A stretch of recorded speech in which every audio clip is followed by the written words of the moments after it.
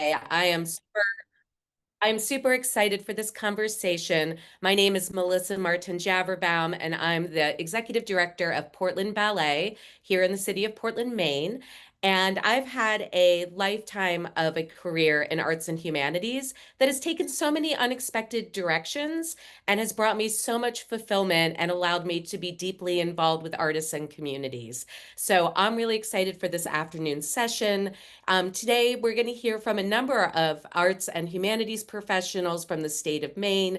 We hope you'll be intrigued to hear about career pathways, how to navigate freelance work, how to look into opportunities and network, as well as maybe some new and unexpected insights, which are always invaluable when you're pursuing one of these careers.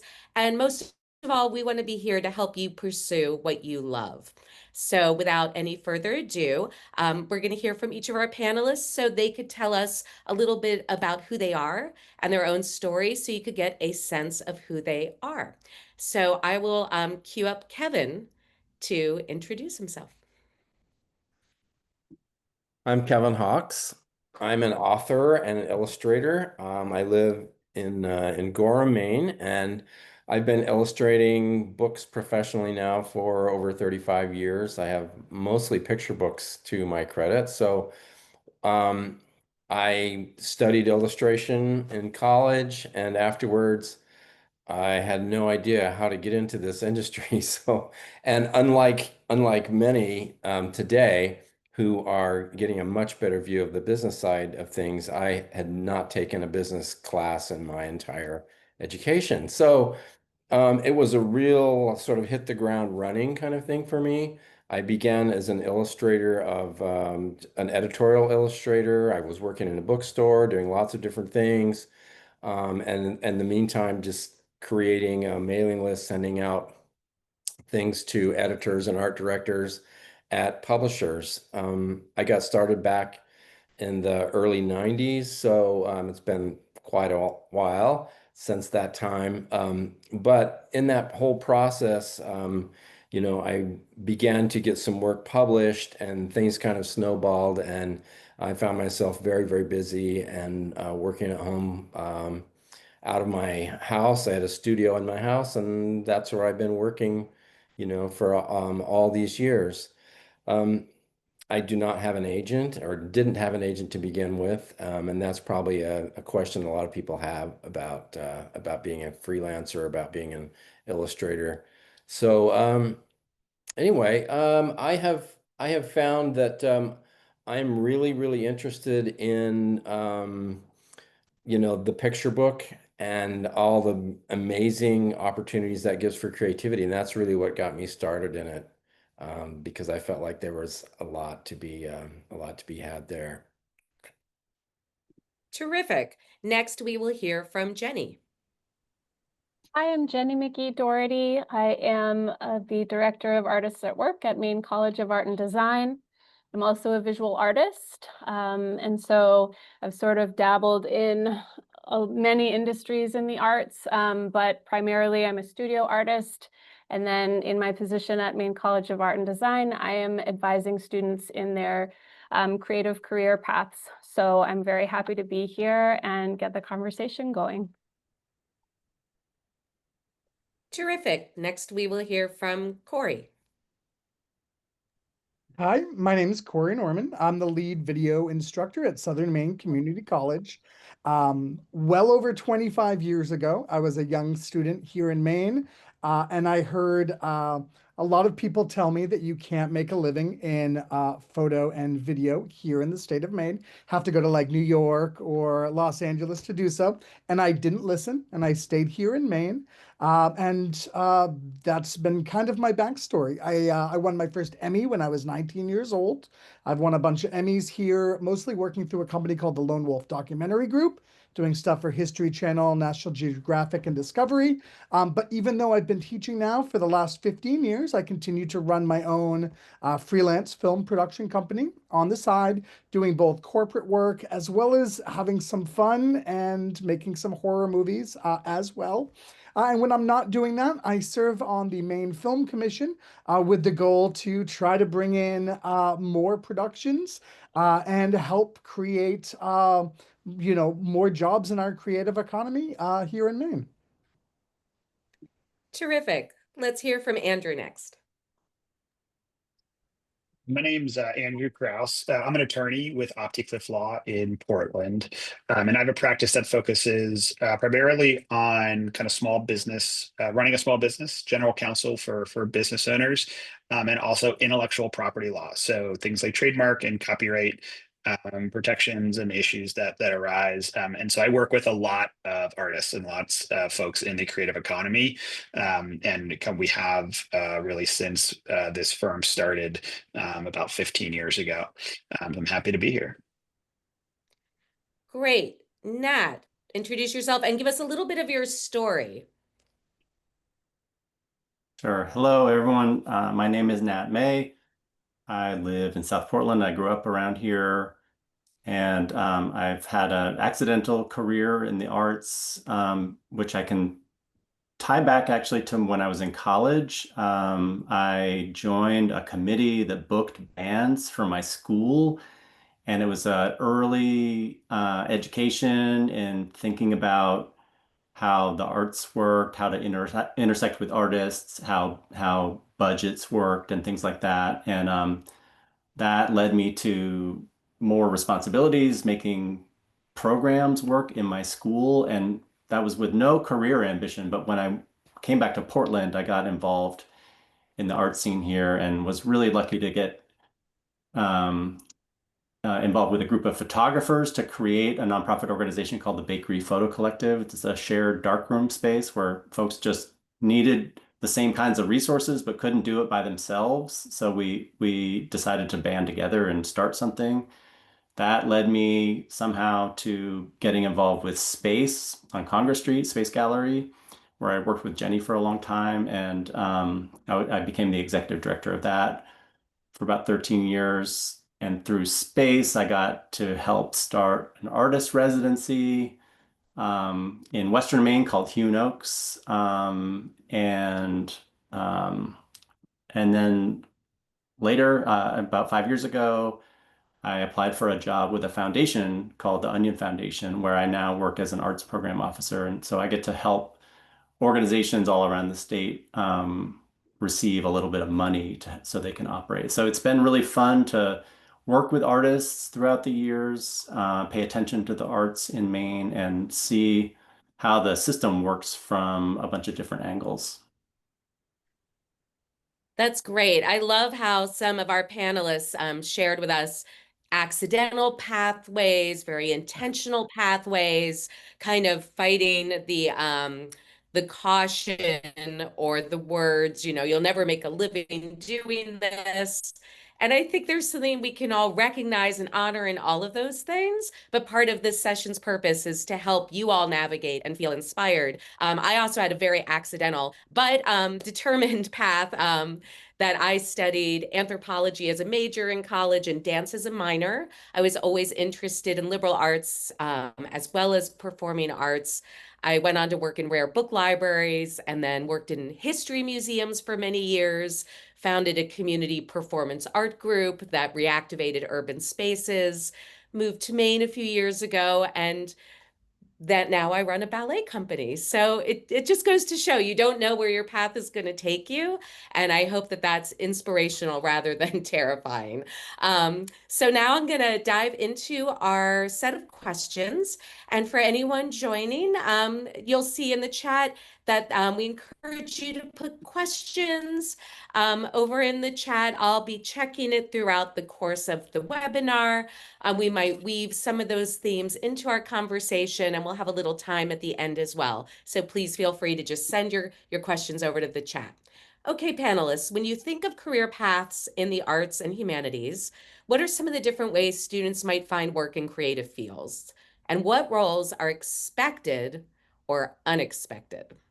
So I'm going to ask each panelist to offer something. So it's what are different ways students can find work and what roles are expected or unexpected. So college and university setting, talk a little bit about teaching, academic institutions. What are you seeing? I'll go first.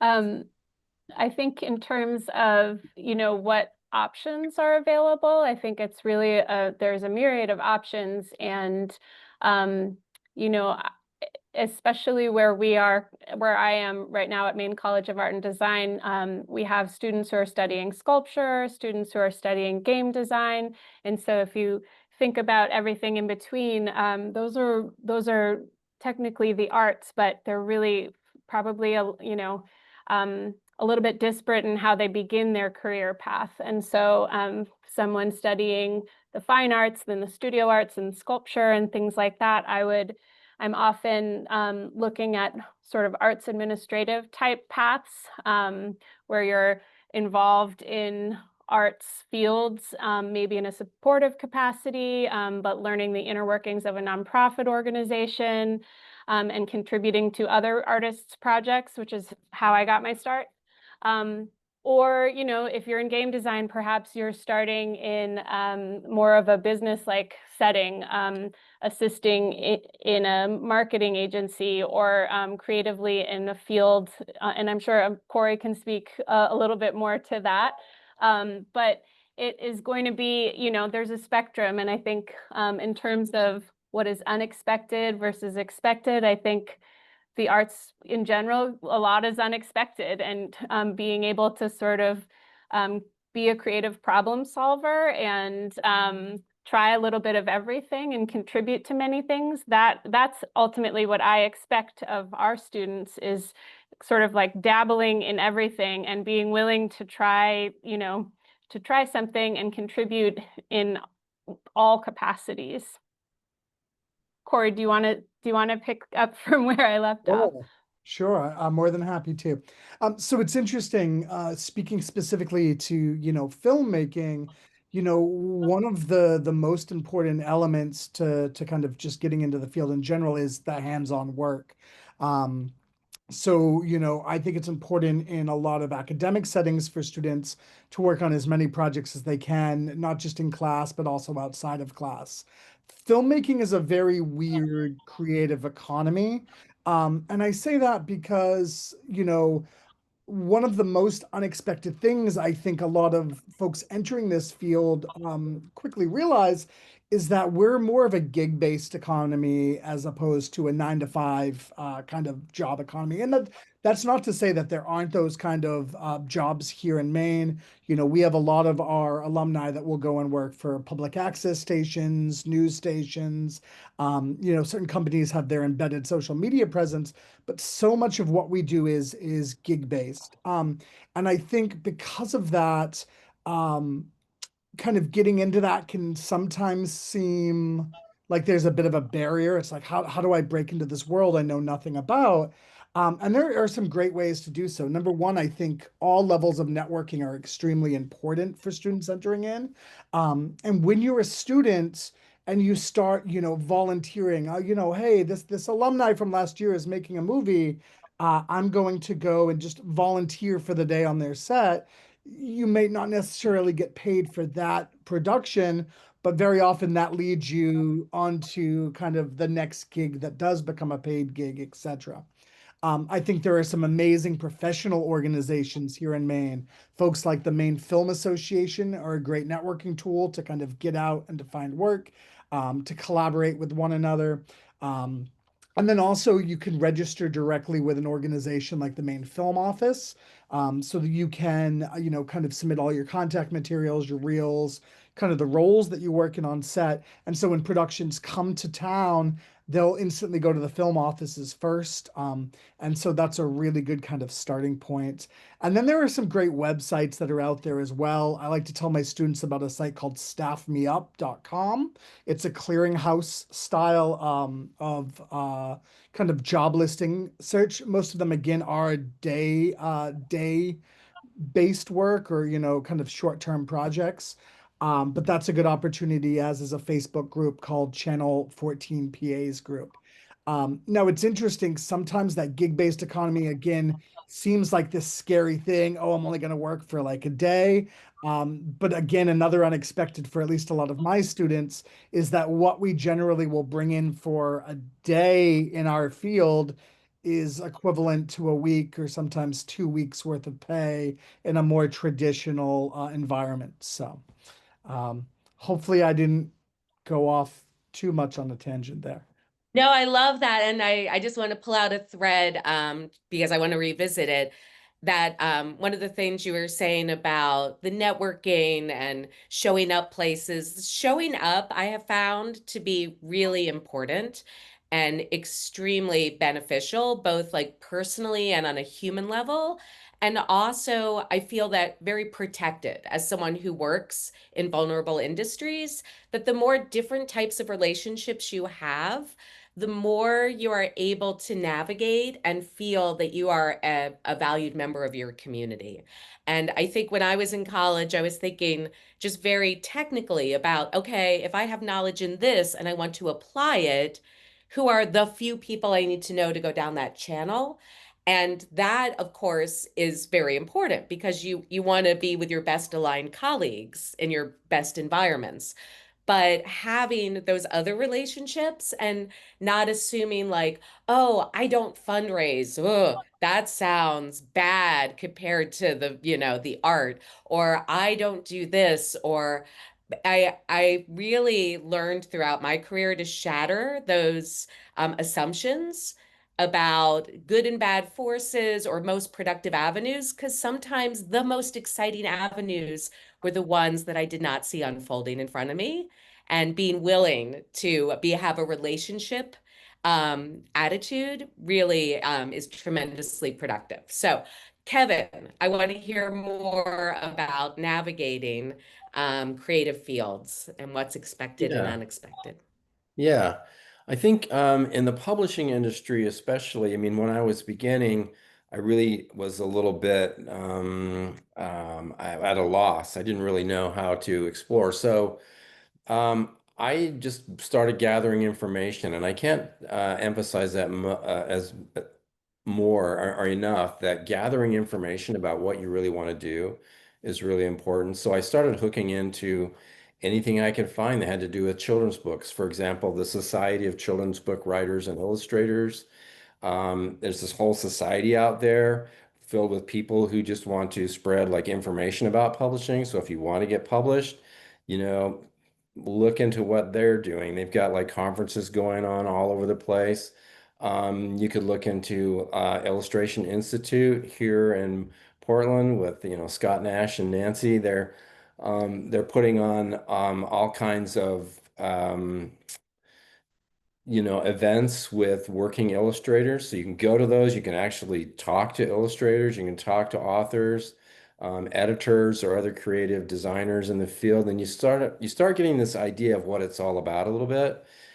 For me, I realized that I wanted to do this one thing, and I didn't know if I could get to it in one step. The thing I wanted to do is I wanted to be a children's book illustrator and author, and I wanted to work in my studio and send out creative, amazing work to publishers, and I wanted to just be able to go out in my garden in between illustrations. So that was sort of like the big thing for me. But I didn't think I was going to be able to do that like all at once. So I started looking around for what I call connector or secondary connections, connector jobs. I got a job in a bookstore. So I was actually in charge of a children's section. So every day I was looking at the brand new books, children's books. I was like amazing education to me. It's like, this is what's actually out there. This is what publishers are putting out there. I could read them. I could look at the art. I could study them. I thought it was, wasn't exactly what I wanted to do, but eventually it turned into an opportunity when the store manager showed one of my books, one of my sketch dummies to a sales rep who really liked it from HarperCollins in New York and said, I can't promise you anything, but I'll show this to my editor. And that started a series of events that ultimately led to my first book being published. But all because I was willing to like find out more, try to be in the industry in some way, even if it wasn't the exact way that I wanted it to be. I love that. And I find that to be so true for so many people. Andrew. Yeah, no, I love what I'm hearing. As I'm thinking about how to like really get yourself out there, kind of echoing on themes, especially that Kevin just brought up, I would encourage everyone to be like really intentional about finding a network and finding people to talk to. Like actually, like, individually reach out to people. Going to events is great.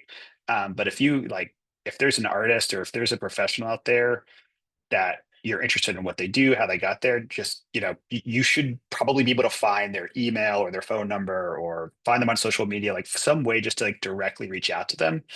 And get lunch or a coffee with them. And I think a lot of good could come with that. And if you just keep doing that, like you've had 10 coffees with 10 different professionals or 10 different artists. It's like, oh wow, like, okay, now I'm kind of starting to put the pieces together.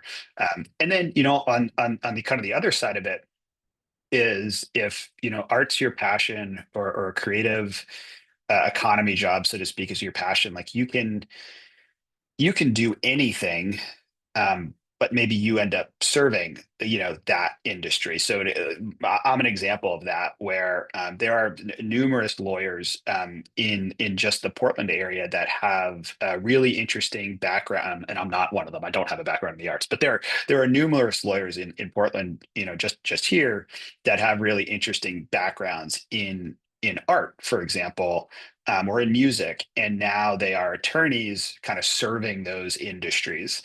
So you can take a passion and a skill from a creative economy and really convey that into what you might not think of as creative economy jobs, but you still get to serve those individuals. Like, I'm an attorney. I'm not in a creative economy job title by design, but I get to work in that space all the time, and I love it. Thank you. Nat, let's hear from you. I would totally echo everyone's encouragement to be out in the world and networking with folks and talking with people. Maine is a really great place to be because it's a big place, but it's a pretty tight community of folks who care about where they are and what they do, and want to talk about how to build our creative and cultural economy with other people. I've had, hundreds of informational interviews and chats with people who are trying to figure out what they want to do in life and where they want to go. And it's really fun to talk with people who are like looking for ways to intersect. I would encourage you, if you're going to reach out, like Andrew was just talking about, reach out and offer to, have coffee or something with somebody. Make sure you do your homework in advance, know who you're talking with, look at their website, do some research. Don't ask them questions that you can Google.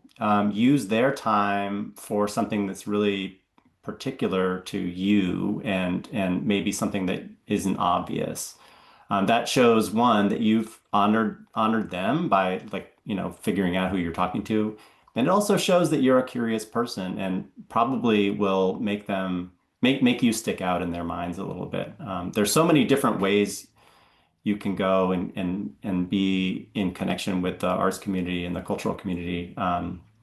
You might end up talking to a variety of folks that you wouldn't have expected. I've been hired, I ended up becoming a book editor for a while, totally randomly, because somebody introduced me to somebody and I wanted to just find out what they did. And I sat down for this meeting ready with all my questions, and this person said, "Tell me what you are interested in." And then he ended up telling me what he was looking for, and offered me a job. I don't know if that happens anymore, but it was a totally unexpected thing that I ended up doing for a few years. So you never know, but putting yourself out there and showing that you're a curious person and that you have interests and ideas. I would say one other thing.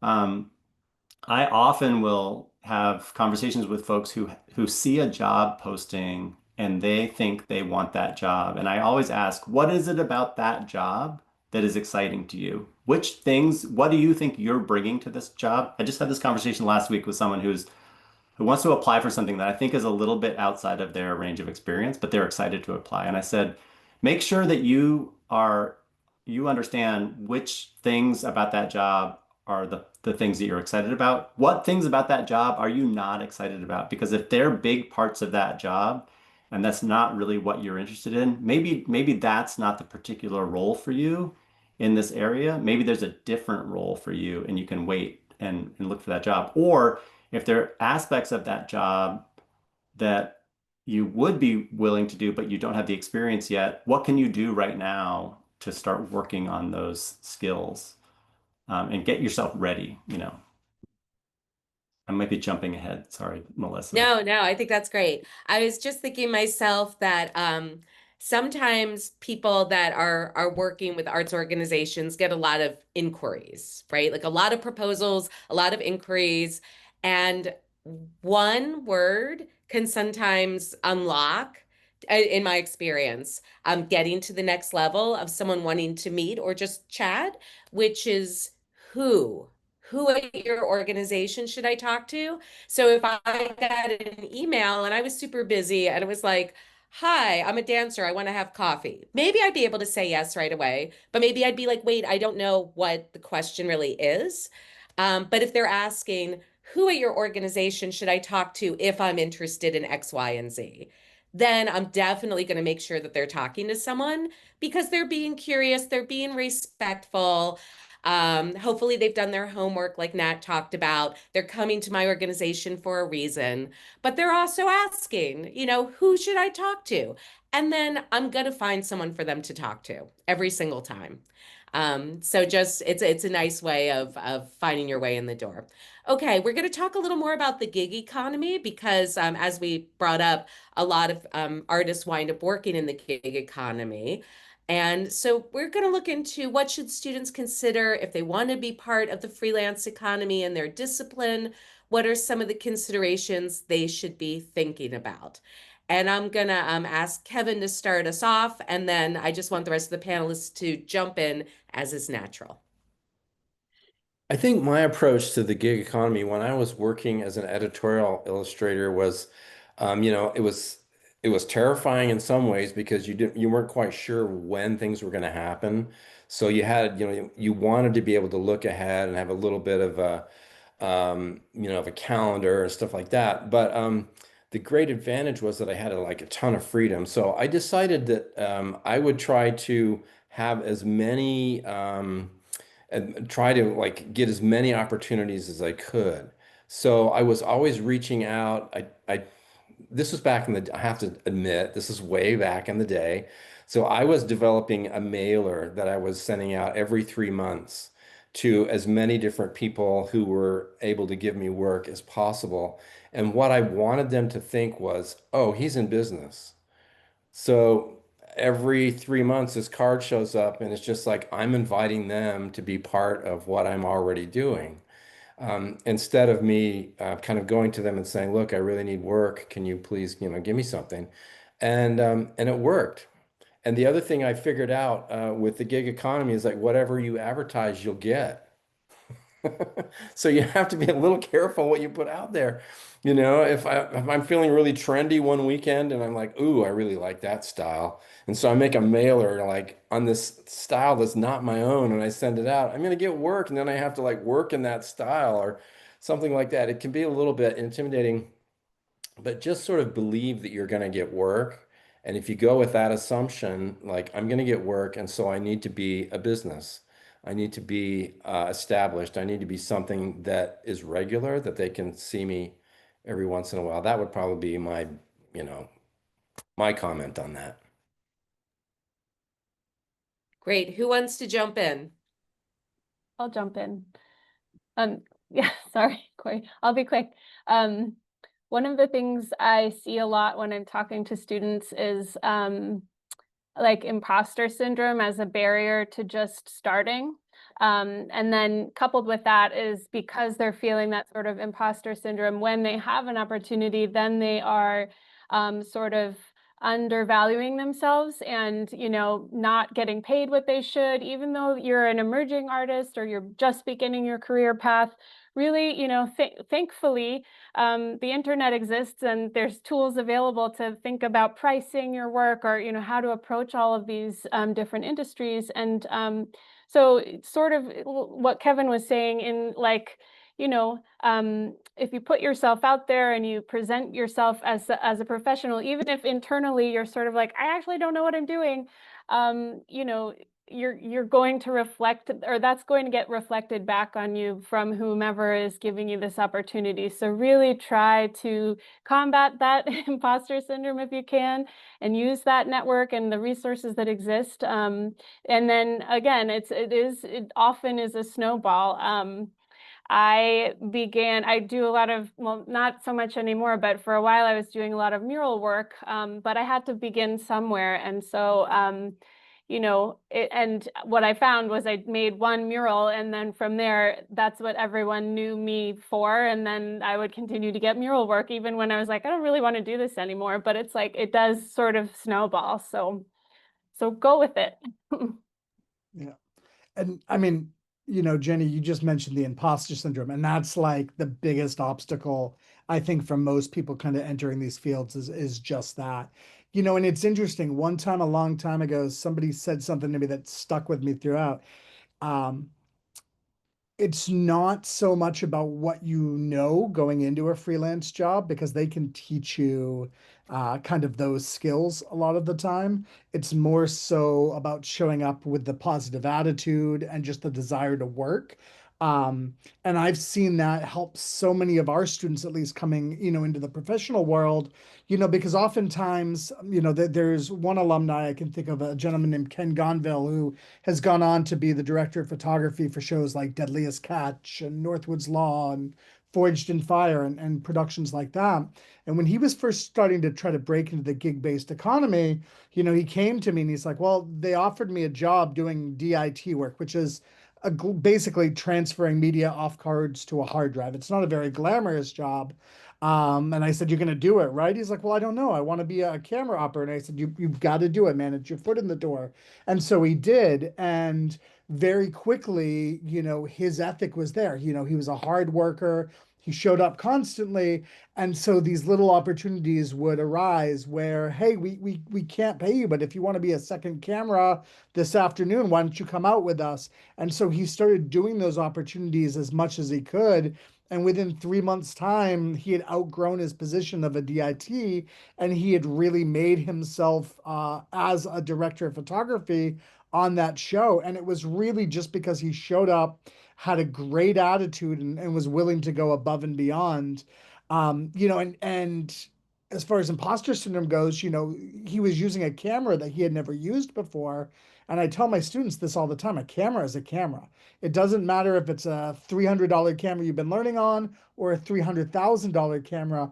It's got all the same buttons, they're just in different spots. And so don't doubt yourself if you have that skill set. Just kind of jump in, and there are manuals and tutorials, and you can learn the tech. So. Great. Andrew, what advice would you offer? Yeah, I mean, I think diving in is it's a great way to do it, even if it's not the exact opportunity you envisioned. When it comes to, I think I'm going to talk a little bit later on about like actually like running a business, and I'll probably save that for then. But I think looking for those little opportunities is a great way to get your foot in the door. Um, the one thing I guess I'll caution a little bit, especially in the creative economy, there is a lot of that.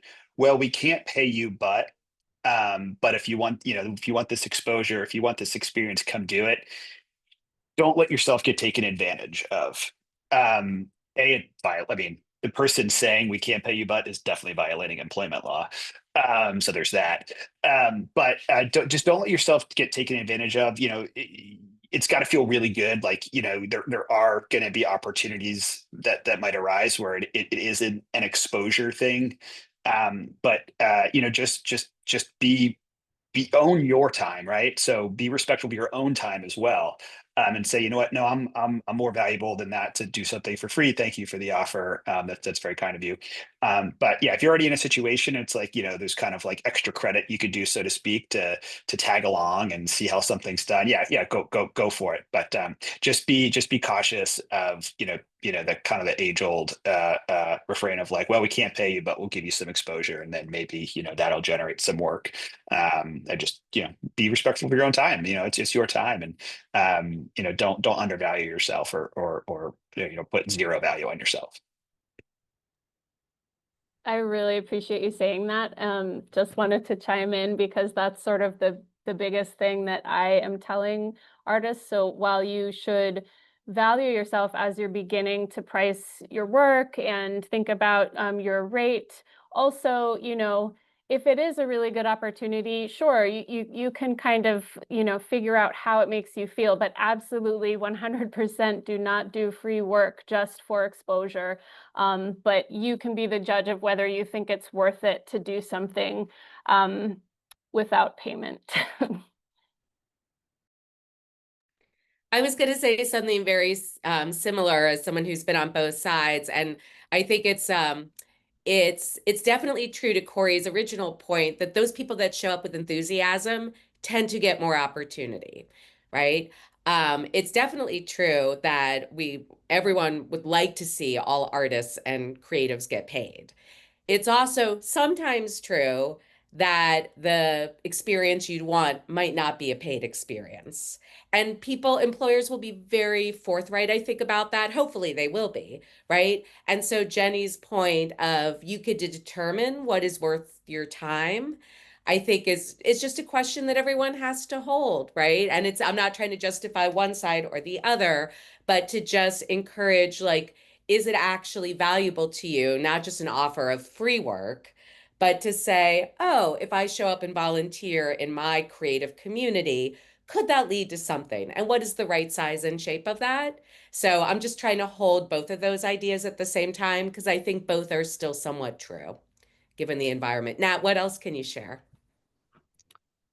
I think one of the things that doesn't get talked about is how people combine other jobs or ways to make money with their artistic practice. And when you're out in the world and you meet an artist and they look successful and you're seeing them share their work somehow, it looks like that's what their main occupation is. And sometimes it is. And often it's not their main occupation or not their only occupation. And I can remember in the mid 2000 aughts to 2010s, we would have all these bands come to Portland, like indie bands from New York City. And I'd say, like, how are you making a living do this? And a lot of them were temping at like banks, and so they'd like make $35 an hour working for some bank that they were in a job that they didn't love, but the job was flexible and let them tour with their band 3 months a year, and it was like they didn't introduce themselves to the world or at parties or whatever as like, hey, I'm a part-time banker, right? Like their identity was tied up in their artistic identity, right? But they had this thing, and I think there's a lot of folks around Maine who have figured out how to sometimes have another skill that's maybe differently honored in the world with more money, and that they do that thing while they're working on their creative career. And then as your creative career kind of gathers momentum or gets hold or people want more of your creative work, you can scale back the other thing. And if your goal is to be a full-time artist, that's a ramp to get you there. A lot of people don't find success just starting out, just being a creative person and hoping that the phone rings or the emails come in, hiring them. And there's no shame in that. And I think I know a lot of people that I think would be happier people if they let themselves spend some amount of time, a few hours a week or whatever, earning some money somehow that would like actually help them have a little bit less anxiety about their creative practice. Can I just jump in on here? I Yeah. want to just jump in. Yeah, for example, just piggybacking on what Nat just said, is that although I'm an illustrator of picture books, a big part of what I do is entertaining children in schools, teaching them about drawing and what I do. And that is like another really viable part of my business. And I discovered after I would been illustrating for a few years that it was a little isolating for me. And when I did my first school visit, well, the first one was a disaster, but after that, it was like great. I really loved interacting with kids and that teaching component. I went back to something that I really loved. So that became like another leg of what I do. If I may hop in, that sort of is in line with another big theme of advice that I give students is to sort of diversify your skills. And so not, especially in the gig economy, not necessarily relying on only one thing that you're good at or that you can offer, that you can do. So like, for example, what I did for a while was I had a little side thing where I would teach youth workshops, like arts workshops. I didn't ever really want to be a full-time art teacher, but I could do that on the side in addition to some other things I was doing, in addition to waiting tables and painting and selling paintings, so that I had a little bit of everything. So if one thing is dipping down and you're not getting as much work from that one thing, you can lean into something else. And so I think especially in today's world, having a diverse range of skills is really beneficial. I totally agree. And I would say that even if your lane and what you excel at is very specialized, I could say that when I see artists that have multiple fluencies, they're not only able to acquire other work, they're better at their art because of those multiple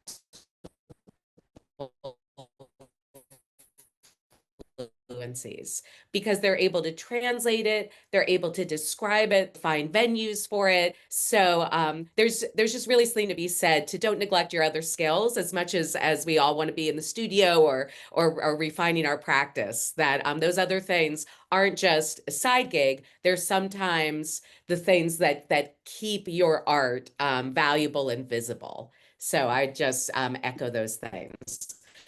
So Andrew, we're going to jump back over to you. What are some of the considerations when starting a business? Tax considerations, legal considerations. What do people need to be thinking about?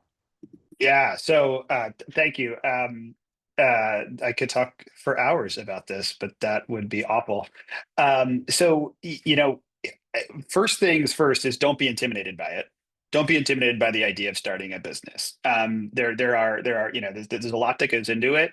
But in terms of really getting it off the ground, nothing is crazy complicated. And there are a lot of resources out there to do it, both free and professional, right? So you can hire lawyers, you can hire accountants and things like that. But I think generally, like what I try to convey, there's a few things you really want to think about and know about early on when you're going to work for yourself. And this may be the first time where you haven't been an employee somewhere and getting a paycheck. If you've had a job, but you're out there on your own, you're doing it.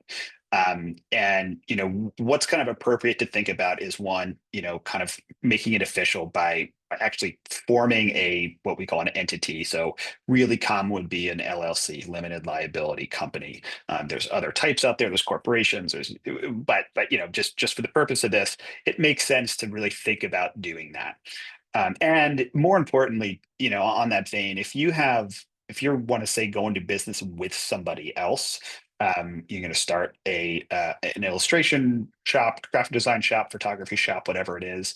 If you're going to have a quote co-owner of your business, then that becomes really important to make sure that you are getting your business started on the right foundation. That I would frankly recommend hiring a lawyer for to get the business established and make sure everything's good between the two of you and the company. Well, in terms of having a business established and actually going out there and doing work, basic things like make sure you have a good contract for the clients you're going to have. I think Jenny mentioned AIGA earlier. They have awesome form agreements they make available to their members, so there's a lot of organizations that make form contracts available that are at least a really good starting point. But make sure you have, a good agreement for the clients you're going to hire.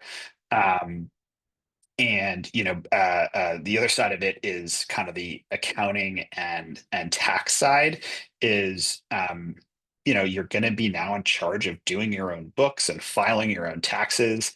If for example, you've never filed, you've been a minor or a dependent and you've never really even filed your own taxes before, or you've just been an employee of a company and so it's been a basic W-2 situation.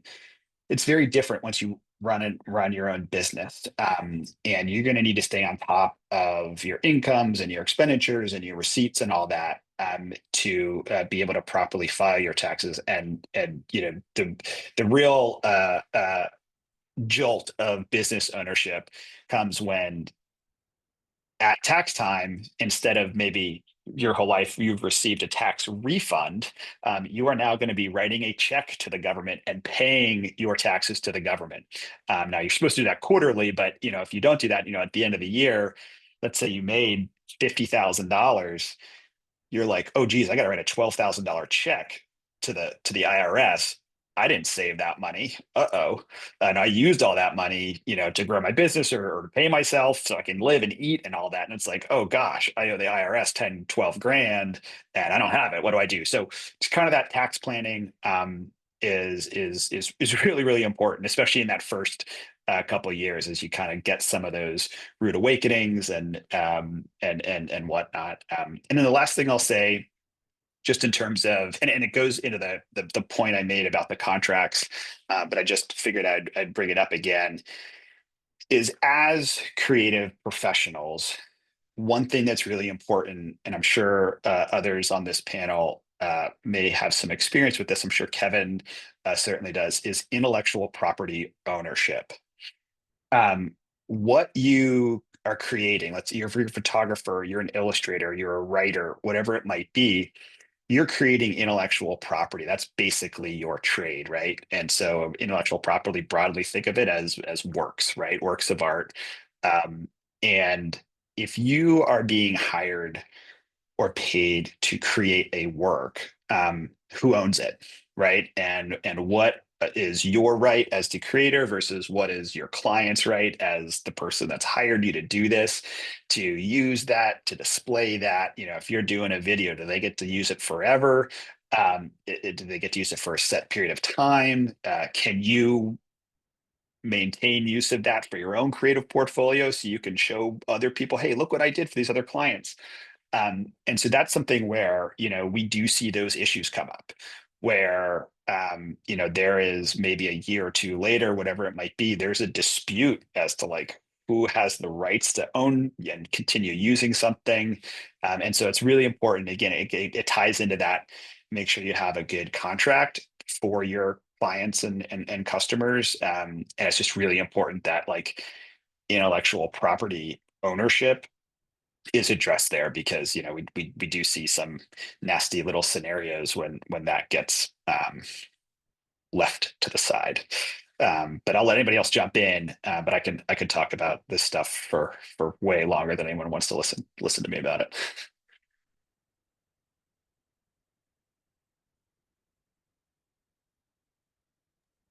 Great. I also want to hear from the folks that have worked in nonprofit arts organizations. Jobs exist.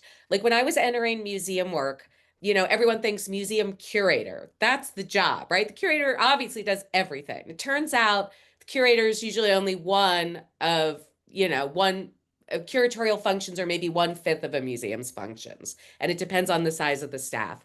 And I also had no idea, because I had assumptions about, well, the executive director probably like just raises all the money all day. That's what they do all day. And the communications people, they just write press releases all day. And the educators, they're like the teacher types. And it turns out that sometimes the most creative people in a nonprofit organization had jobs and job descriptions that I could not imagine, right? Or that the range and breadth of their job description had so much creative force and impact that I didn't realize that that was part of the real creative lifeblood. And so I'm always really encouraging, I mean, never sign up or go down a road that just seems counterintuitive to who you are, but to really learn, especially in nonprofit work, I find that it relies on the passions and the vision of each person working there. Like most people working in nonprofits are not there because it's some practical job. They're there for a mission-driven purpose. And when you have excited people there for a mission-driven purpose, everything can be electric and creative. So Nat and Jenny, I'd love to hear from you all about what you've seen in nonprofits and how we could kind of like pull the curtain back a little bit. Do you want to go first? Nat and I worked together at Space Gallery for, well, I was there for 4 years. Nat was there for 13, but and my role was associate director, but I often describe sort of what I did there as like the kitchen sink, you know. So anything from scrubbing floors and painting walls to, you know, organizing fundraising events. And, you know, so, and then everything in between. I, for some reason, really resisted being called a curator because I didn't feel, maybe it was a little bit of imposter syndrome at the time, but we were curating events and we were organizing events and liaising with the community and considering all the logistics. And so it was immensely fun. But you know, we've spent a lot of time there. We worked long, hard hours because we really cared about it. And so, yeah, but it also was a real education for me in how to run a nonprofit and what factors exist. And so, yeah, I feel as though I did a little bit of everything. And was able to sort of hone skills. I did a lot of like graphic design type stuff, making posters, making, you know, social media things. But again, didn't come into the position specifically that was looking for those skills, but it just aided in that. And so it was just a kind of doing a little bit of everything. But I'll let Nat chime in. Well, I don't know that I would hold the Nat and Jenny space era up as the way to do something the best way necessarily.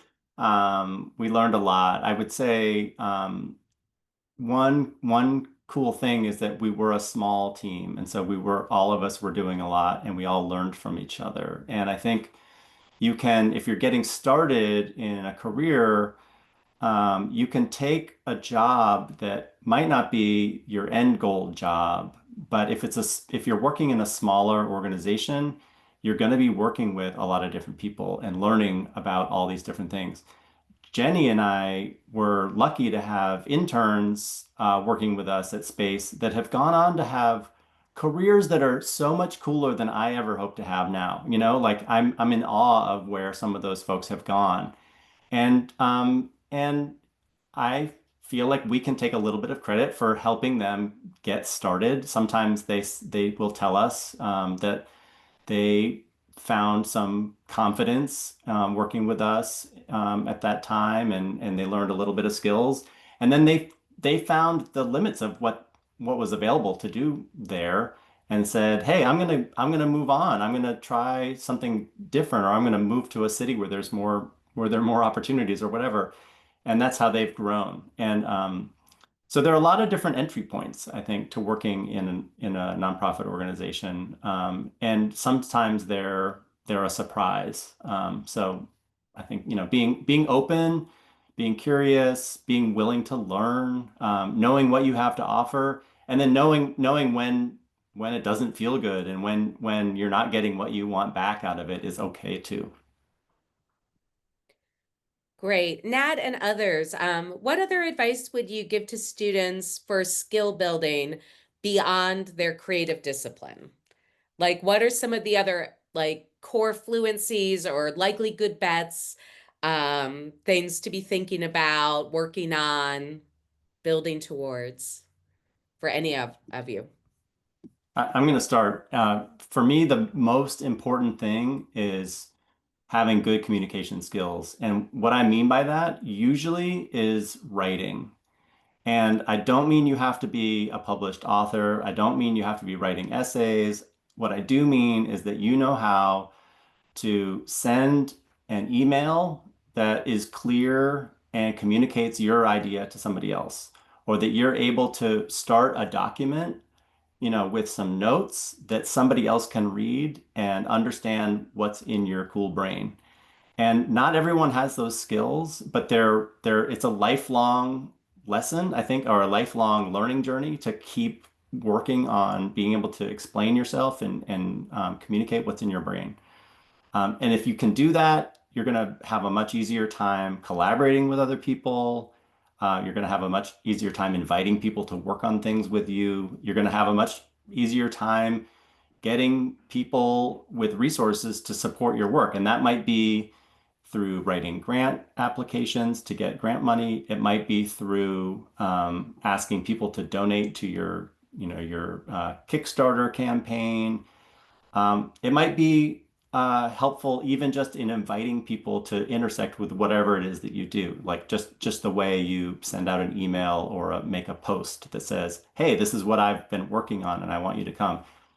It sounds basic and obvious, but I encounter people who are not very good at these things all the time, and then it's really hard to understand how to help them or how to intersect with them or how to celebrate whatever their idea is. So the communication is key. I would also say I encourage everyone to try to feel comfortable with some basic level of math and accounting and just knowing how columns, or sorry, rows of numbers add up so that you can understand what's happening with money. And if you don't have a good sense of money, it's going to be really hard to manage yourself in a work situation. Yeah, I see a lot of nods. Who else wants to chime in on Um, key I'll, other skills? Go I'll ahead. chime in on one thing that comes to mind is just being flexible, the ability to kind of like get along and adapt to situations as they change. When I was first working in editorial, I got a phone call from an editor who said, "Oh my gosh, my illustrator dropped out. They can't do the illustration. I need somebody really fast." And I was thinking to myself, "Well, good luck with that." And then they were like, "How about you?" And I'm like, "Okay, when does it due?" And they're like, "We want it tomorrow." And my first thing was like, no, I can't do it tomorrow. And then I thought, no, I think I can do it tomorrow. So I said, yeah, I'll do it tomorrow. And so I stayed up late. I ended up doing this. And from that one job, I got so many other jobs. I almost started getting this reputation of like the guy that can do last minute things, which I don't know if that's a good thing or not, but but it was an opportunity and I took it and I got to, it led me into another part of the industry, which wasn't really familiar with. And that is that like editors and art directors are people too. And sometimes they get these panic moments. And if you can be like somebody steady, somebody that can help them out, somebody who's doing like a service to them, they're going to remember you when they have, jobs that, they have lots of leeway. So I think it's good to be flexible. Great. Corey, you're nodding. I feel like you're ripe with thought. I mean, yeah, I'm in agreement. I don't know if I have a whole lot more to add because those were both, I think, really kind of spot on. Um, yeah, those are, I think they've said that about as well as you can. I'll even like echo that to the point where it's like it's shockingly important to be a good communicator. Like you will stand out. You will succeed. You have a much greater likelihood of success if you master the basic art of communication. And that's just, being timely with your communication, being clear with your communication, being concise with your communication. You can fake it till you make it if you are a good communicator, I think. And so I would, yeah, it's like it's everything. For lack of a better description. So yeah, I'm, echoing what everybody says, but it's super important.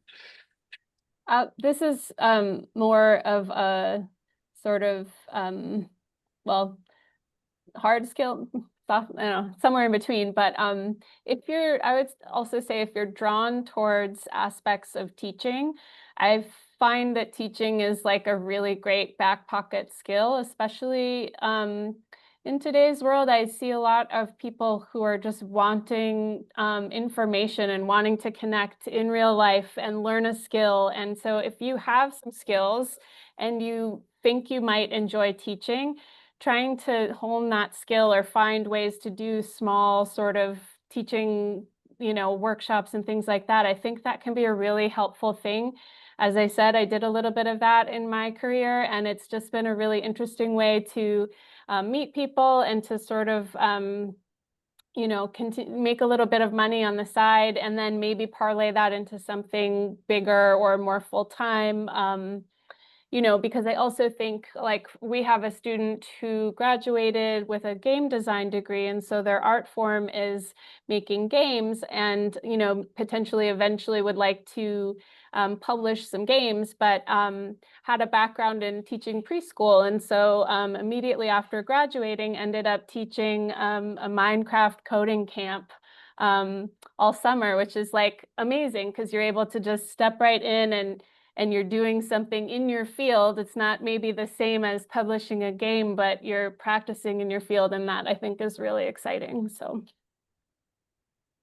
That's great. I'll also just loop back to communications. I totally echo. I think it is the most important skill beyond your art. I will give a heads up that other executive directors I know, when they get cover letters and resumes, say I could tell which ones are written by AI or where the applicant used AI. Now, whether they could tell or not, I don't know, but I'm letting you know that employers are looking at that. And if it's feeling inauthentic, I know there's a certain formality, and there is an expected rhythm sometimes to a cover letter, but a lot of people are just outright allergic to when they sense that that's happening. So I'd encourage you to be your authentic selves, still use the professional rubrics and language that employers would expect, but keep it real. Verbal communication, one-on-one verbal communication, in addition to the written communication, the curiosity, the warmth, the respect in all directions is really important. And I would also say, as your practice evolves, even if you are not in the world of design and graphic design, knowing how to work with graphic designers is another language of communication that can represent what you do, especially if you're in performing arts. You need another language to show the excitement and energy around what you're doing. I always find that to be transformative for artists and arts organizations, if they know how to use graphic design and work with graphic designers. And I'd say one last skill set that I always recommend is navigating change, because in the arts and humanities, things often change. They don't always go as planned, of quality, and with limited resources. And you can't always get to the finish line if you're squeezed on all of those frontiers. And so sometimes something's got to give and you could adjust and stay on track. And other times projects change shape and the relationships change shape. And so how are you going to manage those moments, whether you're the person leading the decision making or in the conversation or working with that decision?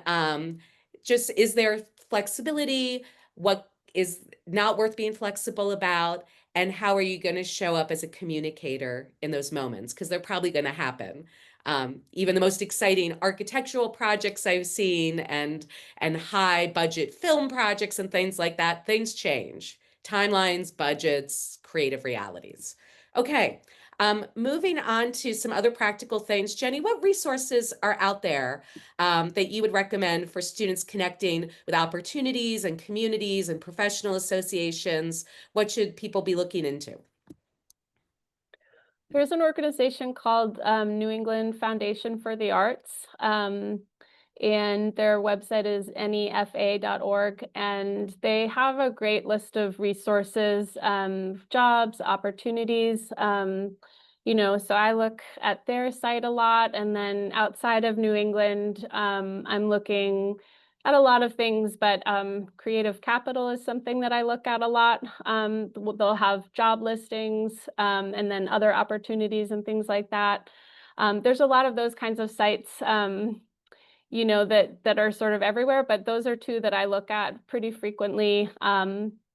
And additional resources. So yeah, I mentioned AIGA, and then, depending on the field that you're in, there's probably either a local chapter or a national chapter of an organization that specializes in that. So Corey had mentioned some for the filmmaking industry, but I'm sure that in every industry that also exists. And then Maine Arts Commission, I'm shout out to them because they're also here to provide support for us here in Maine and resources as well. So definitely keep your eyes on what they're promoting and offering.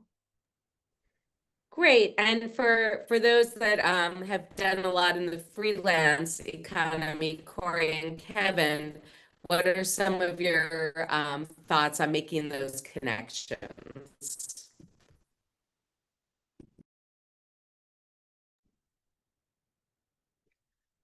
Do you want to start, Kevin, or do you want me to go? You go ahead. All right. Um, just to clarify, like to kind of get into those connections, or once you're already there? Oh, Jumping in to the connections. okay, jumping in. Yeah. I mean, again, I think the outreach is really everything. Earlier I mentioned websites like Staff Me Up. I think that's a great one. Production Hub is another really good one. So often it's just about, kind of pulling back the surface and seeing where the work is. And those are both great local options. And then especially if you're really interested in kind of getting into the more Hollywood style of filmmaking, I highly recommend reaching out to someone who's in the union. Massachusetts is close by, and they're number 3 in production right now in the US. So a lot of our students will kind of go down there, and they'll kind of apprentice under various folks. Gentlemen like Ben Heald are really great about bringing new people into the industry and helping them out. But, yeah, I think just meeting people, talking people, and at least with my experience so far, it seems like everybody has been in the position of somebody trying to break into this business, and they've always had that person that's kind of helped them. So there's this really great pay it forward mentality that I continue to see, day after day here. So, just say hi and spread your enthusiasm. Yeah, I think I mentioned this one earlier. The Society of Children's Book Writers and Illustrators. One of the things that's really nice about them is they have a lot of great information, like lists of reputable agents, things like that. Right now, I mean, having an agent's pretty important for breaking in. It used to be you could sort of go without one. Now agents are sort of like the screeners in the industry, and so you will probably need one if you're an author. As far as illustration, again, you can send things around to people and you get an immediate read. I would also, almost every publisher has some kind of an intern program that they sponsor. Those are my 2 recommendations, is just Society of Children's Book Writers, SCBWI, and just getting more information from them.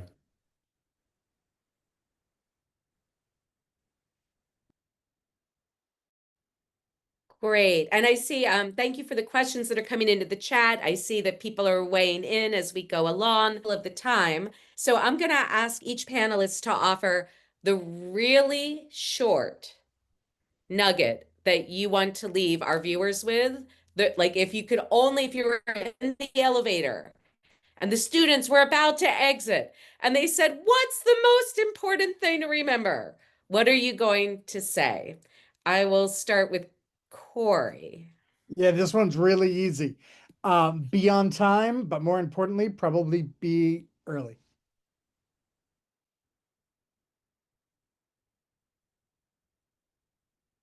I would just say start somewhere. Great. Jenny. Oh, start somewhere. Don't wait. Just do something. Just take action. Great, Nat. I'll add. Okay, go ahead. Go ahead, Nat. Go ahead. The world is full of people who will tell you they wanted to be something, something, something since they were 4 years old. And it's okay if you're not. I'm not that person. I had no idea that I could be doing what I'm doing. So follow your curiosity. That's what I would say. I would echo that with be yourself. Just be yourself. Be genuine. Yeah, wonderful. And I think, yeah, if you do get your foot, as you get your foot in the door somewhere, just try to be the best at whatever that little job is, even if it's just transferring data from a card to a server. Like, be the best at it, because that do your job well, get a better job. That's a favorite quote of mine. It's from Captain Ron. Great movie. That's great. And I would say my own answer is to be able to answer the question, why? So if someone says, why do you create this? Why should I support you? Why should we mount this piece? That you can answer it both personally for yourself of why you do it and what it means to you, and why it's going to make a difference to the world, to your communities, to people that you want to benefit. And if you could answer that why question in both directions, you probably have a really exciting story to tell. And that's probably going to make people more curious about what you're doing. So we're just at 1:30. I want to thank everyone for being here today. I hope you've all found a nugget that is useful to you. And a big thank you to all of our panelists. Thank you for your generosity and your expertise in sharing what it means to work in the creative economy in Maine. Thanks to all. Thank you. Thank you. You.